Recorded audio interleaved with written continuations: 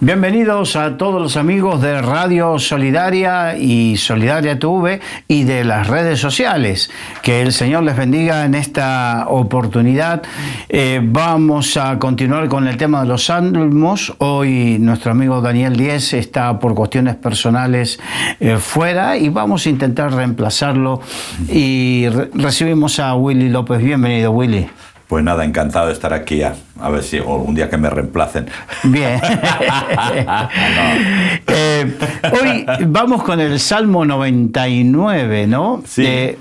¿Tú le pones? Yo, lógicamente, en las Biblias, sobre todo en las Biblias más antiguas, pues siempre va... le ponen título, ¿no? Sí. La fidelidad de Dios para Israel y tal.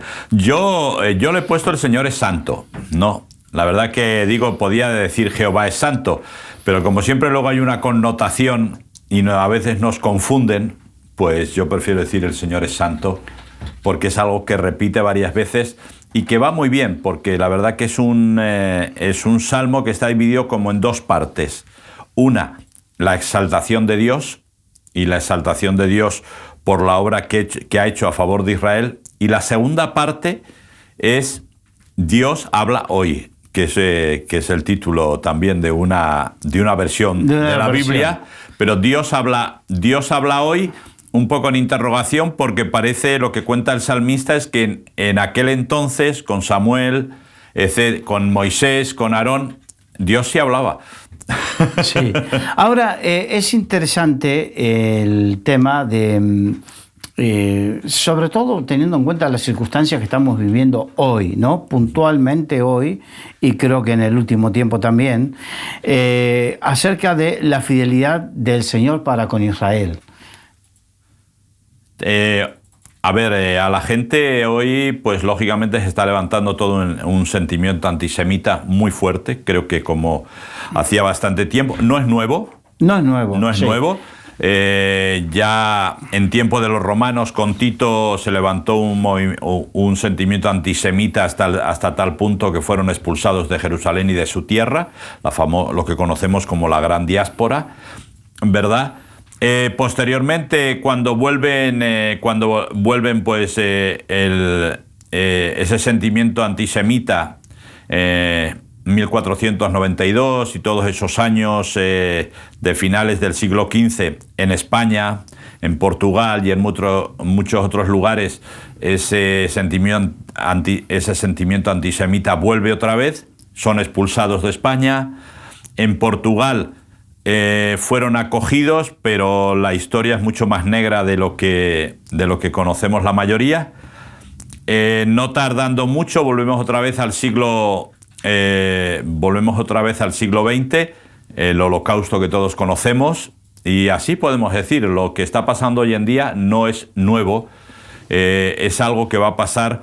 Y hemos hablado de 4 fechas concretas donde la persecución ha sido in misericordia, o sea, a matar. Pero hoy estamos viendo, y quizás nos estamos desviando un poquito del foco específico del desarrollo del Salmo 99, pero viendo en las redes sociales me he encontrado a gente que ha dicho... las redes sociales que son de censurar tantas cosas, ¿no? Ajá. Censuran, pero hay uno que puso imágenes y se dijo... imágenes de Irán atacando a Israel y dice, por fin, mira, son estas palabras, por fin alguien está terminando lo que el del bigotito comenzó. Sí. Ese es el sentimiento que está viendo en mucha gente, claro, y lo está expresando en redes sociales. Claro, pero primeramente porque es lo fácil, porque es lo que todo el mundo... O sea, todo el mundo dice, entonces las redes sociales es muy difícil que vayan contracorriente. Crean una corriente de pensamiento y todo el mundo que la tiene que seguir, y si no, queda excluido de las redes sociales. Pues principalmente mediante ataques de palabra en las redes sociales. Entonces, a mí eso no me dice mucho. O sea, decir lo que todo el mundo dice... no dice mucho. Entonces, a mí, por ejemplo, me preocupa mucho organismos como Amnistía Internacional, que su única fuente es el Ministerio de Sanidad gazatí. Bueno, es que hay quiero decir, hay algunos que están quedando retratados. Claro, entonces resulta que una organización que está para la defensa de los derechos humanos, que es lo que yo creo que tienen, pues sin embargo no cotejan las informaciones, sino simplemente dan por cierto lo que dice un agente que realmente no es el pueblo palestino, es el que maneja al pueblo palestino. Y entonces eso es muy complicado. Entonces las redes sociales siempre van a funcionar en ese sentido. Ahora que nos gusta esto, pues damos esto. Y ahora que esto, y el que diga lo contrario queda excluido. Por lo tanto, a mí no me preocupan, pero sí este sentimiento lo hay. Y a mí lo que me da miedo es que ese sentimiento puede explotar. Yo sé que muchas autoridades en muchos países, si hay atentados contra judíos, los van a esconder. No interesa que se sepa eso. Pero hay un principio que no sé, no me acuerdo exactamente. Alguien dijo, primero van a venir por los del sábado y luego van a venir por los del domingo. Claro. Estamos hablando los del sábado, los del Shabbat, claro, y los del domingo seríamos los cristianos. Claro. Entonces, tú decías, los atentados contra los judíos no salen en los medios de comunicación, pero tampoco los atentados contra los cristianos. No, porque no interesa. De hecho, yo a Amnistía Internacional le he recriminado muchas veces, porque me han pedido que sea socio y tal, y le he recriminado, por ejemplo, cuando ocurrió todo el tema de los pastores de Turquía. Amnistía Internacional no se mojó. No se mojó. Todo lo que es la persecución que está habiendo en India, en China, en Corea del Norte y en otros países, Amnistía Internacional no. Solamente para aquellos que son librepensadores o defensores de las libertades políticas. Pero aquel enunciado de la Carta de Derechos Humanos, nadie será discriminado, y religión, aquello no cuenta. Por lo tanto, esto es algo que está así. La gente tiene que entender por qué creen que los judíos en todas las ciudades grandes donde viven en guetos. Porque siempre han sido perseguidos. Es decir, Argentina, Buenos Aires, el gueto de Varsovia, el gueto en Budapest, que recientemente ha salido. Es decir, siempre han vivido en guetos. Pero si te vas, por ejemplo, a Nueva York, en Brooklyn de la calle 1 a la calle 20 es el gueto judío. Todos los judíos viven allí. Entonces, ¿por qué? Porque es la forma de protegerse. ¿Y por qué te proteges? Porque siempre hay una posibilidad de que vengan a atacarte, porque es lo que han hecho siempre. Bueno, en Argentina, y esto lo digo con conocimiento de causa porque estaba viviendo allí, yo crecí en Buenos Aires, hubo 2 atentados que se descubrió casualmente. Se descubrió que fue financiado y propiciado desde Irán a través de medios que tenían en Ciudad del Este, en Paraguay, y fue contra la embajada israelí. Volaron la embajada israelí en Buenos Aires y después volaron un edificio que se llama la AMIA, que era un edificio de una mutualidad de los judíos que residen en Buenos Aires, que es una colectividad muy importante. Sí, por eso digo que es que nadie, pero todo eso no se dice, no se habla, no interesa en los infos. Entonces, el gran problema es ese, el gran problema es que, y no nos estamos saliendo del Salmo 99, ahora vamos a volver porque el Salmo comienza con el Señor reina, y eso la gente lo tiene que aprender. Siempre Dios ha terminado protegiendo a su pueblo. Yo he dicho muchas veces, Israel no es el fin de Dios, pero sí es el reloj de Dios. Y lo que pasa en Israel afecta a todo el mundo, siendo un país súper pequeño. ¿Sí? La gente tiene que darse cuenta por qué tantos premios Nobel son judíos, por qué tantos premios de otras categorías son judíos en una nación que ahora tiene un poco más, pero que ha tenido entre 11 y 14 millones de habitantes, nada más. Y triplica, cuatriplica a los que han salido de los países árabes con miles de millones. Entonces, ¿por qué? Porque Dios los ha cuidado. Hitler no solamente tiró contra los judíos por una cuestión antisemita, sino porque los judíos, por la gracia de Dios, eran los que dominaban todas las finanzas del tiempo, y lo siguen haciendo.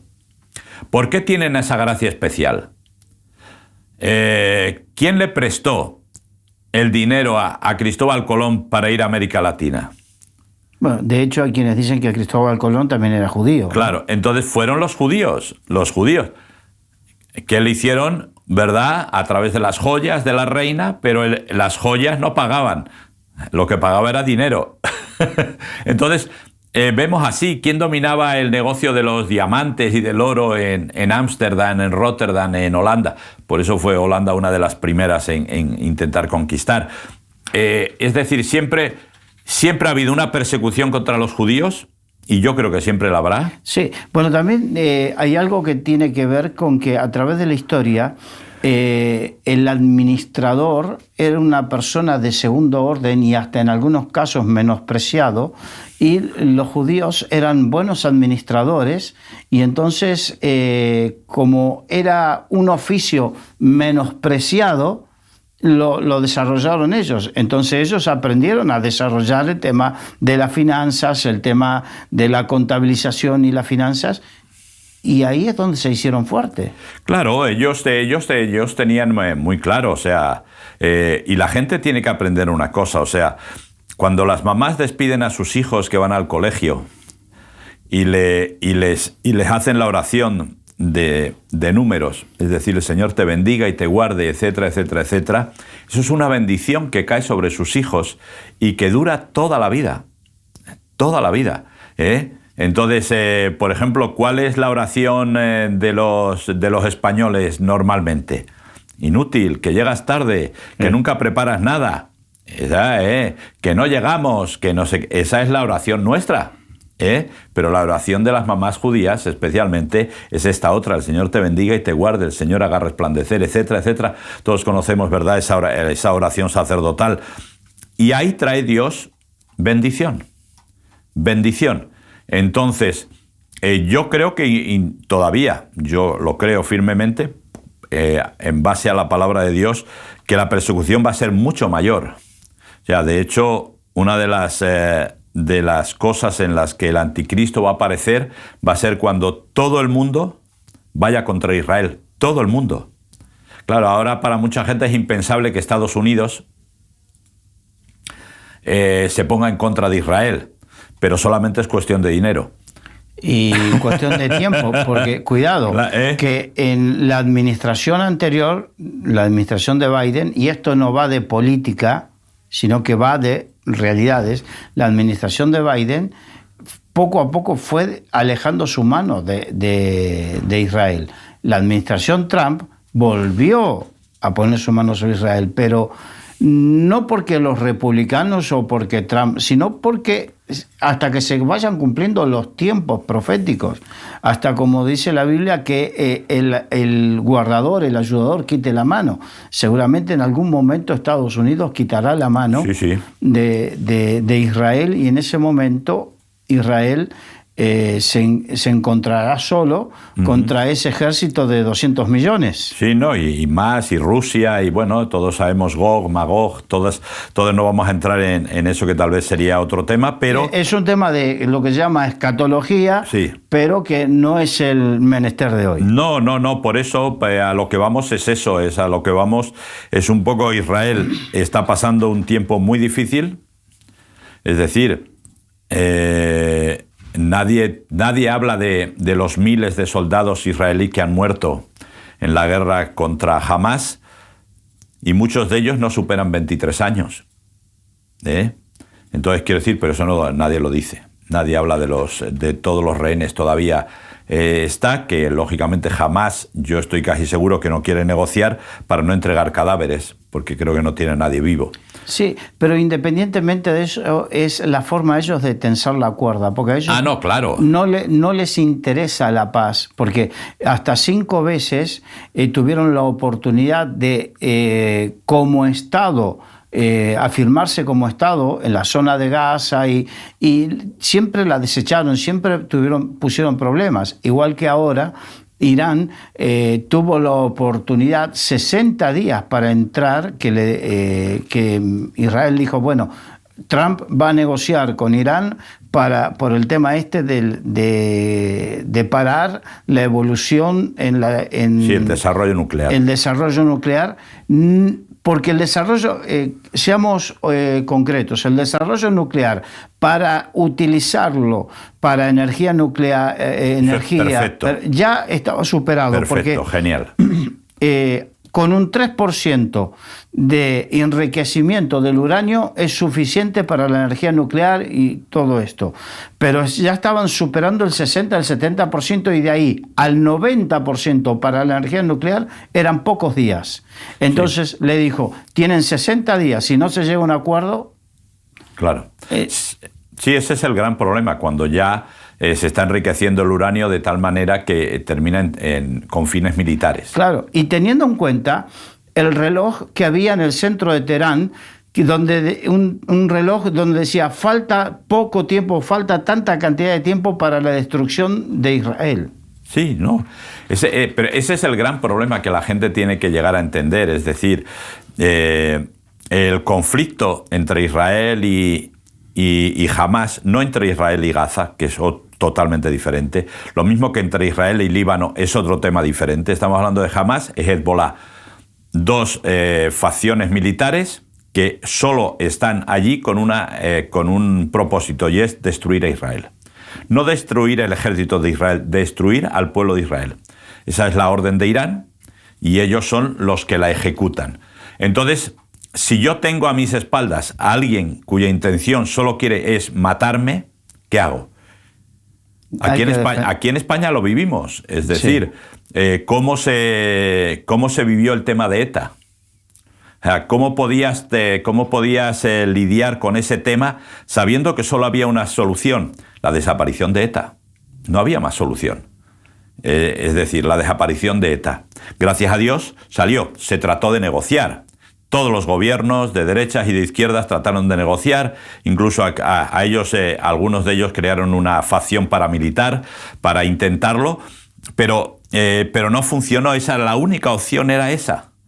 Y la única opción para que haya paz es que el pueblo palestino viva libre de Hamás y que el pueblo libanés viva libre de Hezbollah.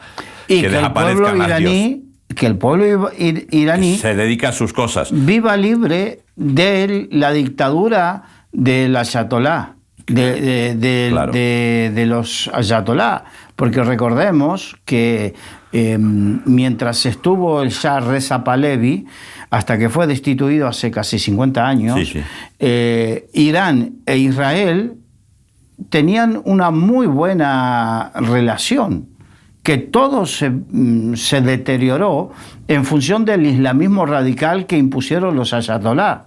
Claro, pero al fin y al cabo lo único que hay es represión, muerte de gente por manifestaciones y todo, con lo cual creo que antes de tratar de arreglar a otro país, mejor que arreglen el suyo, ¿no? Entonces, pero volviendo ahora al Salmo, ¿verdad? Al Salmo 99, el Señor reina, es decir, el Señor está en control de todo esto. Mucha gente pensará que no es verdad, que somos unos fanáticos religiosos, lo que quieran, pero esta es la realidad. Esta es la realidad. ¿Por qué? Porque al final parece que todo se va a romper. Es decir, hemos vivido situaciones mucho más conflictivas, ¿verdad? La guerra de los 6 días, 5 ejércitos frente a Jerusalén. Todo el pueblo, todo el ejército de Israel desarmado porque era Yom Kippur. Es decir, conocemos mucha historia. Y al final, ¿qué pasó? Al final, el Señor estaba en control. Y las cosas no fueron adelante en los últimos tiempos. Entonces, el Señor reina, y por eso el salmista dice, anima al pueblo de Israel, principalmente al pueblo de Israel, le anima a que le salten, a que digan, Señor, es que tú eres genial, pero sabiendo una cosa clara, y es que Dios va a traer juicio. Dios va a traer juicio porque Dios es justo. Entonces, ¿en qué se va a basar el juicio? En las acciones de cada parte. Y Dios va a traer una sentencia con respecto a lo que ha hecho cada uno. ¿Qué estamos haciendo, no? Entonces, cada uno tiene aquí su parte de culpa y tiene que asumir su situación.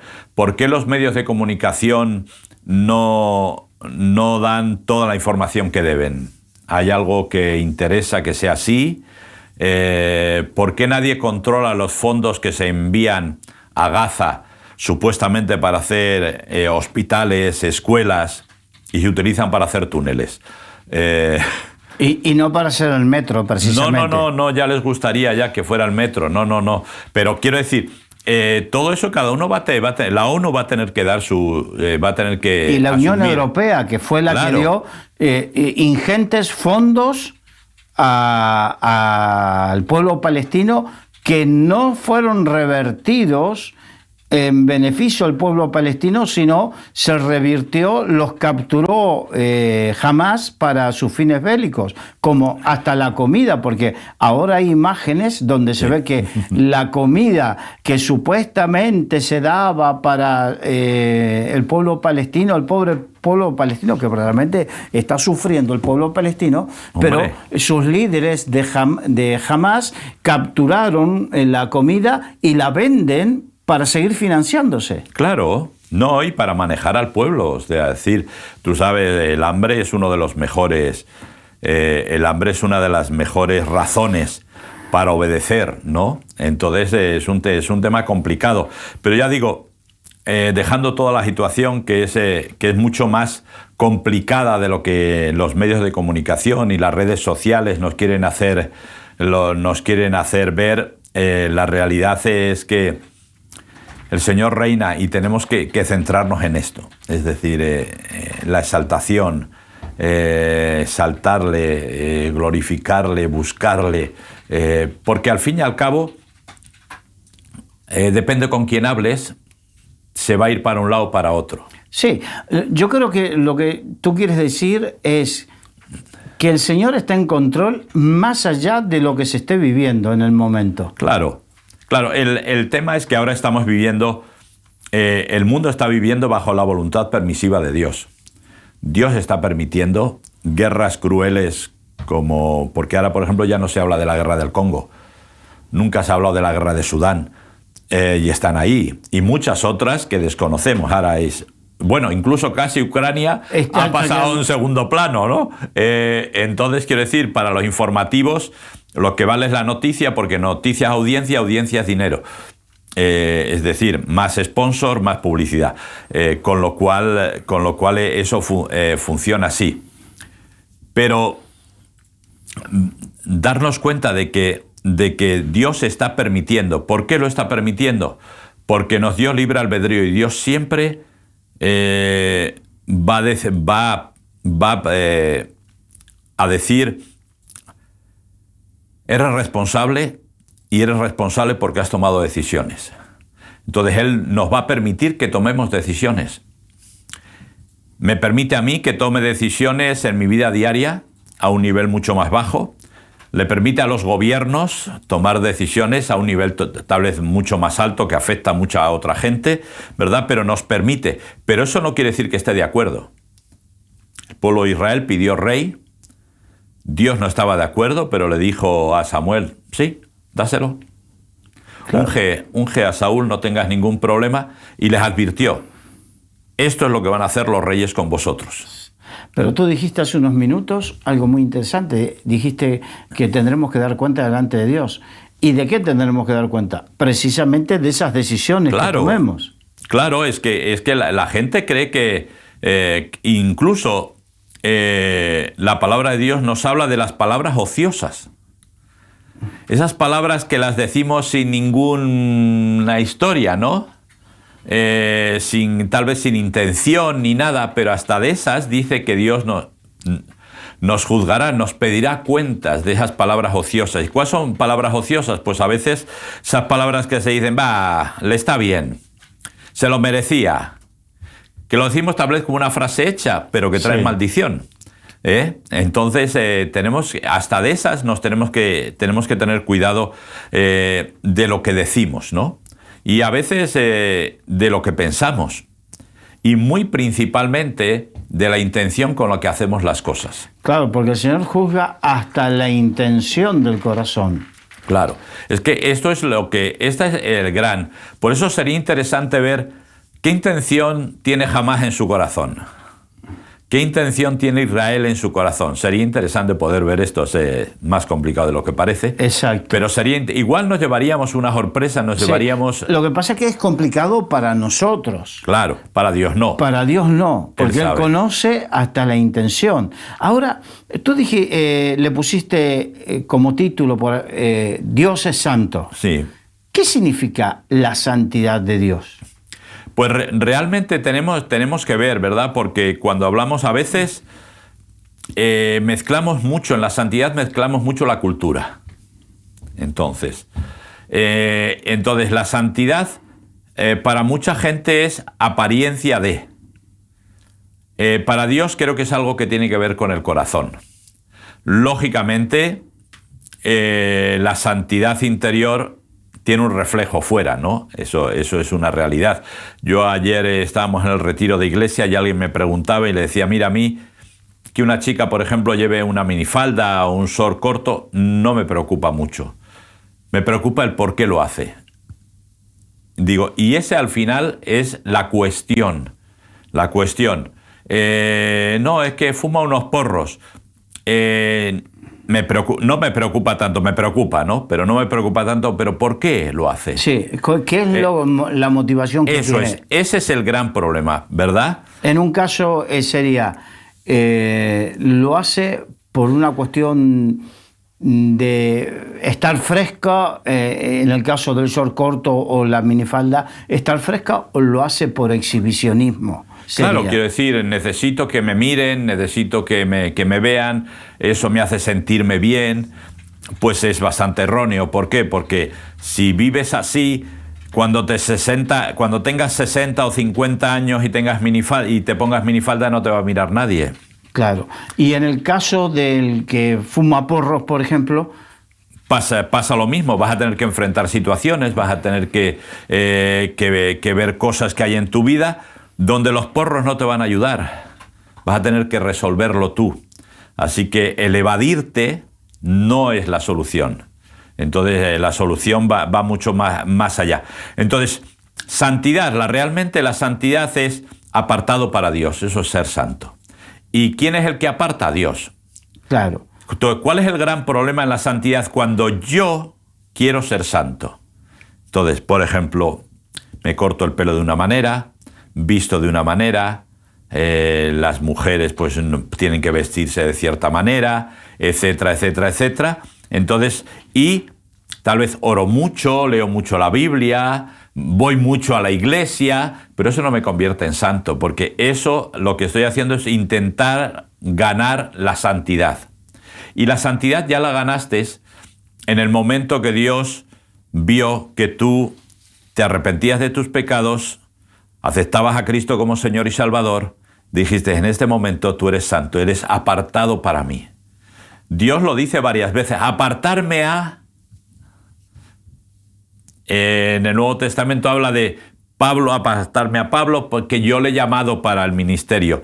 En el sacerdocio también apartarme a... Entonces Dios dice, esto es lo que es santidad. Entonces tenemos que tener cuidado para que la santidad no se mezcle con la cultura. Entonces, si tú te han enseñado o crees que culturalmente pues tienes que llevar una falda larga y tienes que tienes que vestir ceñido, sino amplio, etcétera, etcétera, está bien, es tu forma, hazlo, perfecto, pero no hagas un dogma de fe de eso, porque no lo es. Entonces, yo noto la santidad en la gente cuando veo que su corazón es conforme al corazón de Dios. Y si vamos a ese término, pues por ejemplo a David mucha gente lo echaría. Sí, porque... Asesino, adúltero, sinvergüenza, prevaricador. Tuvo una época fina, ¿verdad? Pero sin embargo, Dios dice de él, es un hombre conforme a mi corazón. Entonces, en toda la situación. Abraham, no es mi mujer, es mi hermana. Mentiroso, cobarde. Mentiroso, cobarde. Y sin embargo Dios dice, no, es mi amigo. Entonces, ahí es donde notamos la diferencia. Que Dios ve las cosas Eso de es. una óptica diferente Claro. a la nuestra y juzga no solamente lo que juzgamos los hombres, es como cuando Samuel fue a ungir como rey de Israel, entonces comenzó por el hermano mayor de David. Y Dios le tuvo que decir, no, que tú miras lo externo, pero yo miro otra cosa. Claro. Y eso es lo que hace la santidad. Es lo que hace la santidad. Por eso, Dios es santo y nosotros tenemos que ser santos porque somos hechos a la imagen y semejanza de Dios. Es decir, y esto ya te digo, tenemos que tener cuidado con que no consiste en una serie de reglas o de normas que nos hacen como más puro, que nos llevan más cerca de Dios. A mí me lleva más cerca de Dios mi corazón. Claro, pues si no podríamos terminar como antiguamente la gente se flagelaba, Claro, la gente cilicio. hacía grandes sacrificios pensando que con eso agradaba a Dios y resulta que no, que un corazón contrito y humillado. Claro. Entonces, yo me acuerdo cuando David precisamente cayó en pecado. Después, en el momento que se arrepintió, el Salmo 32 le dice, crea, oh Dios, en mí un corazón puro y un espíritu recto me sustente. Y esa es la obra del Espíritu Santo, ¿no? Claro, es que nosotros cuando conocemos a Cristo como Señor y Salvador, lo primero que hacemos es pasar por la puerta. La puerta es la cruz. Y en ese momento comenzamos un camino de santidad. O sea, la santidad no es instantánea, sino que comenzamos un camino de santidad. Y la Biblia nos dice, mirar, no te preocupes porque por torpe que seas, no te vas a salir.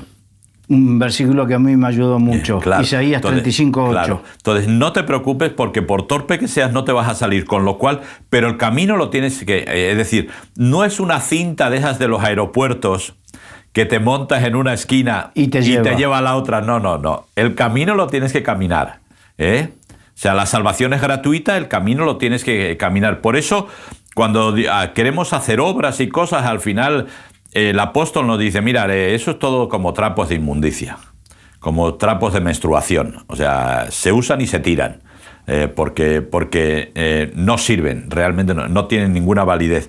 Es decir, entonces, pero si tú tienes un corazón para Dios, puede ser que te pares, puede ser que tropieces, puede ser que te caigas, pero del camino no te vas a salir. No te vas a salir a no ser de que tú voluntariamente te quieras salir. Eso es otra cosa totalmente diferente. Pero si no, no te vas a salir. Y en ese momento tú vas a vivir con un Dios que es santo.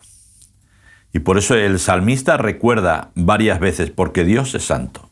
Dios es santo. Porque Él es santo. Es decir, vivimos tal vez en una época donde no le damos importancia a casi nada. Y entonces eso quiere decir que tampoco le damos mucha importancia a veces a nuestra fe. Y decimos, no, Dios es un coleguita, nos perdona todo, puedes hacer lo que quieras, Él siempre va a estar ahí. Incluso hay predicadores, especialmente entre los más jóvenes, ¿verdad?, que tienen esta predicación, ¿no? Este mensaje. Pero tenemos que tener cuidado, porque si yo amo a alguien, lo respeto, lo quiero y trato de agradarle. Sí, es muy importante lo que dices, porque no puede ser, el amor sin respeto no existe. No. Y el amor egoísta no es amor. El amor no busca lo suyo. Por lo tanto, busca agradar al otro. Por naturaleza, el amor no puede ser egoísta. Claro, pero eso es pero oye, lo que pasa es que hemos confundido varias cosas, ¿no? Entonces, bueno, normalmente el amor se confunde con sexo. Eso es lo principal. Las películas y los medios de comunicación en general nos ayudan a que eso. Luego hay otro que van un poco más allá y entran un poco en lo que es la pasión. Pero la pasión es un sentimiento del alma que viene y va.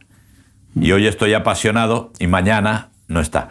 Y Dios, el amor ágape, el amor de Dios, va mucho más allá porque es un amor incondicional. Y Dios lo ha demostrado por siglos, por siglos. Lo demostró cuando intentó tener esa relación con los ángeles, que al final falló, y aún todavía el amor de Dios quiso, voy a intentarlo con un ser inferior en ciertas cosas, que es el hombre y la mujer. Por lo tanto, y a partir de ahí, pues si leemos, siempre se acusa al Antiguo Testamento de que es un Dios sanguinario, un Dios colérico, pero es mentira, es mentira. Hay situaciones, sí, donde Dios es muy duro, pero la gran mayoría de las situaciones, Dios es un Dios de amor. Negoció con Abraham por Sodoma y Gomorra y le dijo, mira, ya no puedo bajar más la apuesta. Pero es que no hay ni uno. Hasta Lot se me ha corrompido, ¿no? Tiene a David con todo el pecado, le manda al profeta Natán para que espabile. A Saúl le da oportunidad antes de que se le fuera la olla y que hiciera las cosas como hizo.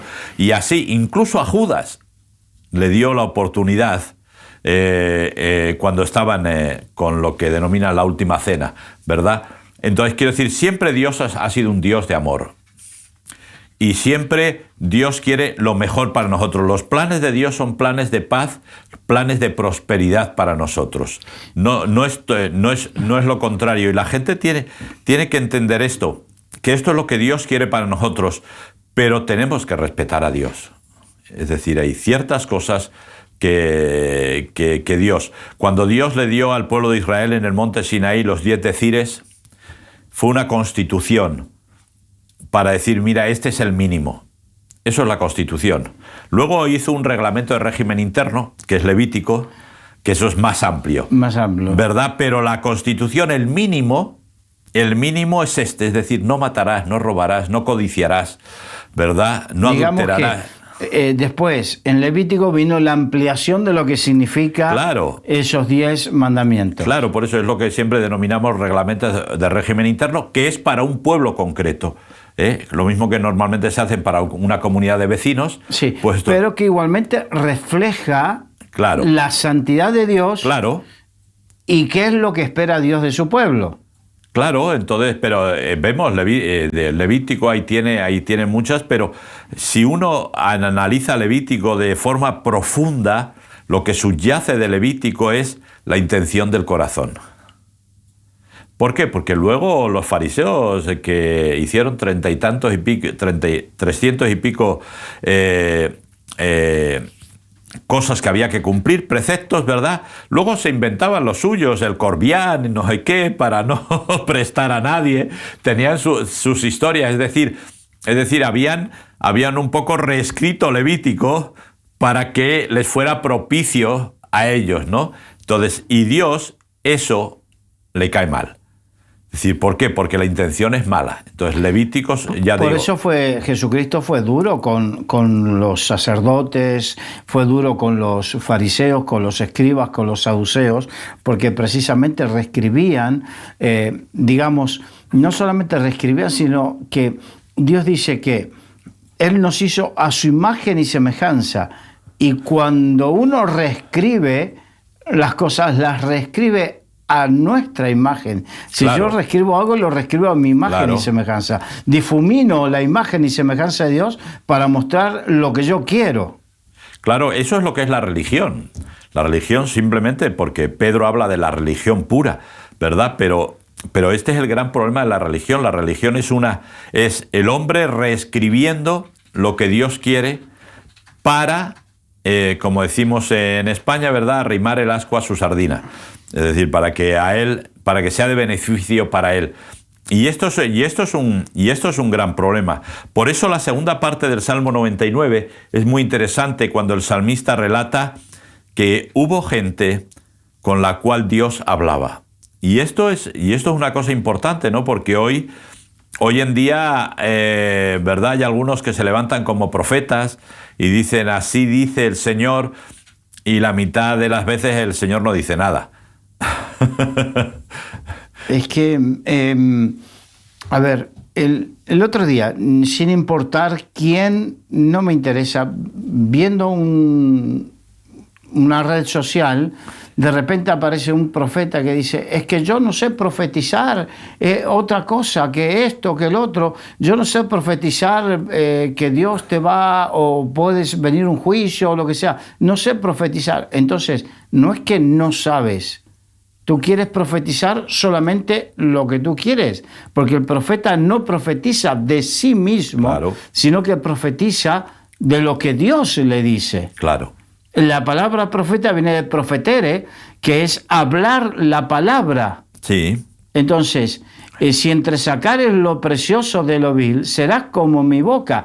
Y a veces de la boca, yo me imagino a Jeremías que él tuvo esa lucha interna de, yo no quiero hablar más en tu nombre. Claro. No, y de hecho algunos lo dijeron, ¿eh? Sí. No, hombre, Isaías dijo, por ejemplo, a ver, Señor, que vienen a matarme, que ahí Dios le tiene que decir, perdona, Isaías, pero que hay 7.000 que no han doblado su rodilla, o sea, no te tires el rollo de que tú eres aquí el único al que le están persiguiendo. Hay 7.000 a los que también ocurre, ¿no? O sea, hay más de uno. Nos muestra que verdaderamente el que es profeta tiene que profetizar lo que Dios le dice. Claro. No es que no sé profetizar determinadas cosas, no. Yo no aprendo a decir porque es como si no, antiguamente se era un speech de memoria. Ya. Yo tengo que hablar lo que Dios me diga que hable, sea bueno o sea malo. Pero fíjate, es muy interesante ver por qué él menciona a Moisés, a Aarón y después menciona a Samuel como gente con la que Dios hablaba, ¿no? Y esto para mí es muy interesante porque, quiero decir, volvemos a la versión de la Biblia, ¿verdad? ¿Dios habla hoy? Yo creo que Dios habla hoy. Tal vez entonces, y no estamos hablando porque a veces lo circunscribimos solamente a lo que es la Biblia, a los predicadores. Y eso está bien, porque la Biblia es la palabra profética más segura, y los predicadores que con intención predican la palabra de Dios, pues están profetizando. Esto es una realidad. Pero yendo más allá, porque dice de ellos que Dios guardaba sus testimonios. Y hoy en día nos encontramos con gente que predica, que profetiza, que dice, pero su testimonio, Sí. Es decir, Dios te respalda de verdad, porque si tu testimonio es bueno, Dios te respalda, no hay ningún problema, ¿verdad? Pero ¿estás seguro que Dios te respalda? Porque el que tengas un nombre, el que tengas un ministerio, el que tengas tal vez una iglesia, eso delante de Dios no respalda. Tiene que ser Dios mismo el que te respalde y el que guarde tu testimonio, ¿no? Dice que hablaba con ellos en la nube, ¿verdad? Hoy a veces tenemos, la gente tiene se ha acostumbrado, ¿no? Tiene esa costumbre, se ha acostumbrado a que ¿cuándo Dios me va a hablar? El domingo, cuando vaya a la iglesia, siempre y cuando la predicación sea buena y me convenga. Sí. Si no, no. El Evangelio según San me conviene. Claro, entonces, pero la realidad es que no, Dios te puede hablar en cualquier momento. Dios te puede hablar. Porque la idea de la nube, que sobre todo la asociamos lógicamente con el desierto. Sí, pero digamos que como hay de todo, cuando hablamos de la nube, estamos hablando de la nube que siguió a Israel en el desierto. Ajá. Porque hoy en día la nube, estamos hablando del lugar donde se almacena. Sí, lo peor. Sí. Es todo lo contrario. Todo lo contrario. En una estaba la presencia de Dios y aquí está la presencia de todos los datos, el megaverso y todo eso, que cada vez van inventando más palabras y uno se va perdiendo, ¿verdad? Pero esa idea, es decir, la idea es la presencia de Dios va conmigo. Y con Samuel no habían realmente, menciona la nube, pero realmente con Samuel no hubo esa nube, pero sí Samuel disfrutó de la presencia de Dios directamente. Y lo vemos principalmente en el templo con 7, 8 añitos, ¿verdad? Samuel, que el pobre no sabía lo que estaba pasando. Ahora, interesante que lo más rescatable, digamos, de la vida de Elí, el sacerdote, fue que le enseñó... Ese párrafo. Sí, que le enseñó a Samuel a escuchar la voz de Dios y a dialogar con Dios, ¿no? Claro, dice, tú haz lo que yo digo, pero no lo que yo hago. Claro, pero independientemente de eso, creo que como es una cuestión de los pastores y ministros, enseñar a la gente a tener anhelo por escuchar la voz de Dios y cómo escucharla. Claro, claro. No, y la gente tiene que aprender, y a veces por eso cuando alguien viene, pastor, mire, he sentido, no sé si he oído, pero he sentido esto, ¿qué le parece? Pues así es como vas aprendiendo, lógicamente. Un niño pequeño no aprende a hablar directamente y ya enseguida habla del tirón. No, va aprendiendo palabras. Ay, los papás, la primera palabra, aquello es, vamos, el triunfo más grande de toda la vida, ¿verdad? Y va diciendo palabras, y algunas no las va diciendo bien. Poco a poco luego va mejorando, y llega un momento que a veces, ¿verdad? Pues ya el padre le dice, mira, cállate ya, que llevas 2 horas y media hablando, ¿no? Pero en esto ocurre igual, es decir, tenemos que animar a la gente a que tenga su comunión con Dios personal, que no tengan que venir a la iglesia a buscarla. Es decir, a la iglesia vienes con la presencia de Dios, porque ya la traes. De tu trabajo, de casa, de donde hayas estado, ya la traes, ¿no? Pero a veces hemos acostumbrado a la gente de que el culto es el lugar donde tú vuelves otra vez a entrar en la presencia de Dios. No es verdad. Porque por eso tenemos a veces cristianos un poco esquizofrénicos o de doble personalidad, bipolares, ¿verdad? En la iglesia son de una manera y en la calle son de otra. ¿Por qué? Porque en la iglesia piensan que hay que buscar la presencia de Dios, pero en la calle no. Cuando hablo de la calle es el tiempo fuera de la iglesia, pero lo que está diciendo aquí el salmista es, no, Dios les hablaba en todo momento. En todo momento, y hablaba con ellos y les decía, y yo anhelo que eso, el salmista un poco, yo creo, estamos hablando lógicamente desde Moisés y Aarón y Samuel, muchos años atrás, lo que está haciendo el salmista es animar al pueblo a que vuelvan otra vez a buscar y para escuchar la voz de Dios, ¿no? Y es algo que debería hacerse hoy, ¿no? Más que nada que vivimos de emociones. Mientras tú estabas hablando de esa esquizofrenia, sí, o sea, doble personalidad de los creyentes, que durante el culto es una cosa y después otra, me estaba acordando cuando yo vivía en Canadá, en Vancouver. Ajá. Entonces se había puesto de moda, por así decirlo, lo que se conoce como el avivamiento de Toronto. Toronto, la risa santa. Exacto. Y entonces habían ido, Toronto está en el centro este de Canadá y yo estaba en el extremo oeste. Había como 4.000, 5.000 kilómetros, ¿no? Pero había gente que había ido. Yo recorría iglesias en toda la zona y la mayoría habían ido y entonces experimentaban. Y me acuerdo muy patente en una iglesia en la isla de Vancouver. Voy a predicar esa iglesia y la gente viviendo lo que experimentó en Toronto ahí, que la risa, que se caían, todo. Y después, como habíamos ido y hacíamos varias reuniones en el fin de semana, ¿no?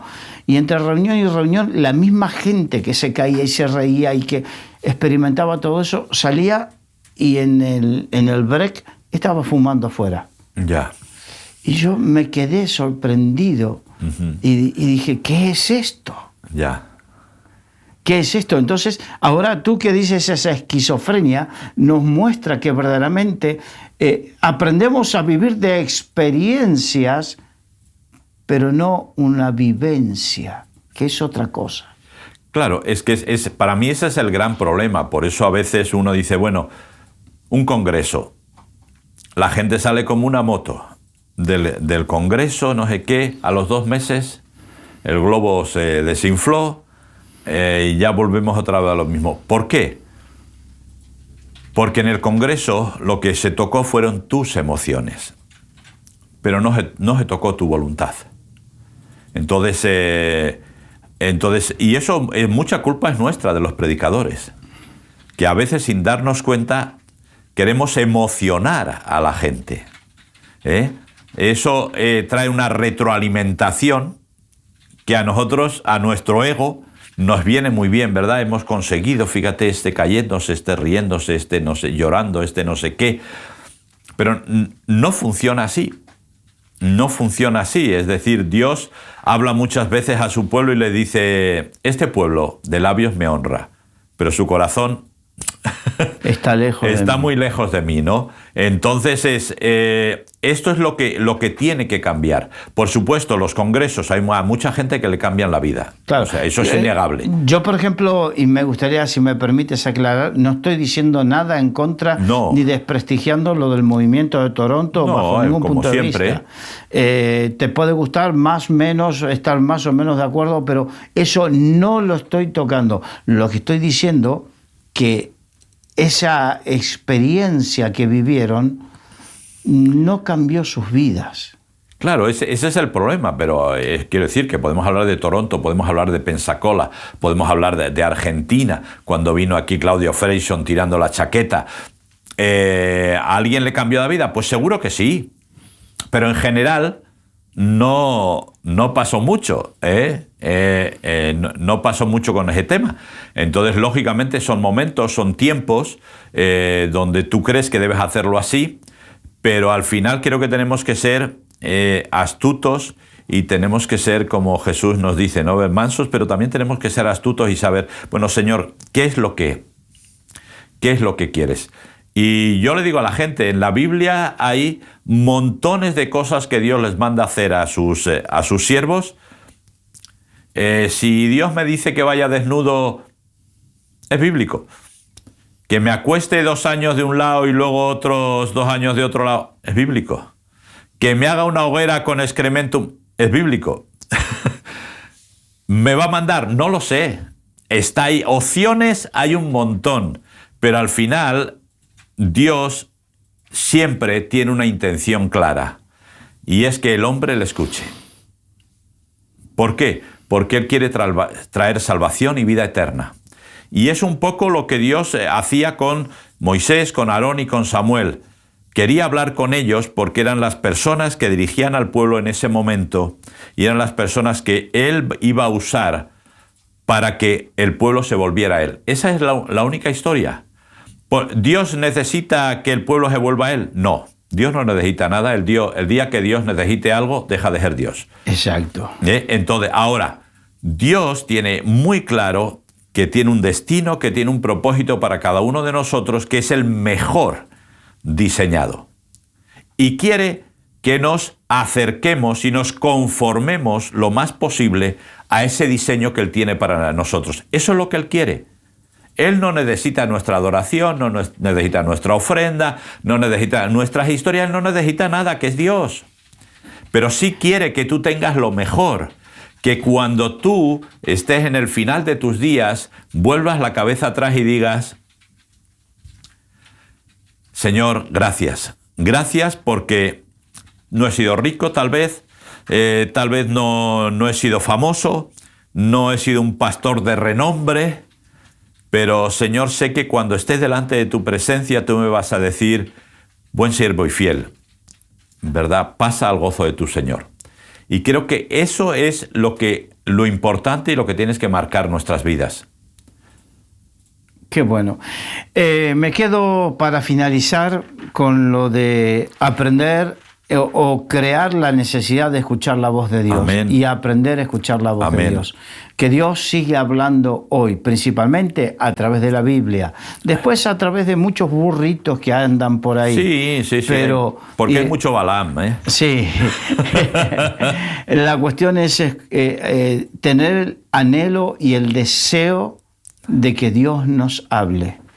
Y cuando tenemos ese anhelo y ese deseo, después desarrollar el oído, afinar, ajustar el oído para aprender a escucharle. Porque hay algunos que Dios le puede hablar audiblemente y a otros no. En su espíritu. Entonces, cada uno tendrá que aprender a sintonizar Claro. el corazón con el corazón de Dios. Sí, solo una cosita final, ¿verdad? Pero hoy en día buscamos experiencias, pero yo animo a la gente, las experiencias tienen que ver con situaciones, pero creo que lo bueno es sino crear recuerdos con Dios, porque los recuerdos con Dios te van a acompañar toda la vida, toda la vida. Tengo un amigo que tiene Alzheimer bastante avanzado, no conoce casi ni a su familia ya, prácticamente, pero nunca se le ha olvidado orar. Qué interesante. Los recuerdos con Dios nunca se le han ido. Qué interesante. Hay que crear recuerdos porque al final es lo que perdura. Puedes llegar al final de tus días siendo un tío rico, con un ministerio próspero, con un montón de cosas, pero cuando hablas con Dios, ¿de qué os acordáis? ¿Qué recuerdos tienes? Como todo, cuando uno recuerda los momentos que ha pasado con la persona que tiene al lado. Pero íntimos, intensos, ¿verdad? Nadie se acuerda de la comida del martes, porque todos los martes comes. Exacto. Muy bien. Willy, muchas gracias. Nada. Y gracias a todos ustedes por habernos acompañado en este día. Nos despedimos de todos los amigos de Radio Solidaria, Solidaria TV y de los que nos siguen a través de las redes sociales. Que el Señor les bendiga.